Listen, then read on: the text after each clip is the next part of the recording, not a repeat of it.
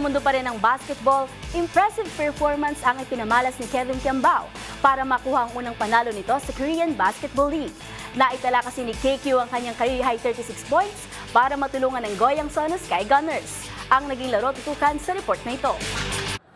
Explosive ang naging laro ni two-time at back-to-back UAAP MVP na si Kevin Kiambao matapos nitong maitala ang kanyang career high 36 points sa Korean Basketball League. Nakuha ni KQ ang unang panalo nito kasama ang Goyang Sono Sky Gunners sa laban kontra Wonju DB Promi noong linggo. Maliban sa kanyang career high, ang kagagaling lang sa foot injury ni si Kiambao nakapagtala rin ng 12 rebounds and 3 assists para matulungan ang last rank na Goyang. Ito ang marka ng unang panalo ni KQ sa pro ranks mula nang sumali sa team noong January 12. Magugunitang maagang umexit ang power forward sa kanyang debut game nang magtamo ng injury sa laban kontra Seoul Knights kung saan ito nakapagtala ng 6 na puntos sa kanyang 7 minutong appearance. Samantala, kamakailan lang, inununsyo ang pagbabalik aksyon ni Kiambao sa Gilas, Pilipinas para sa preparasyon ng Nationals sa 2025 FIBA Asia Cup qualifiers ngayong Pebrero.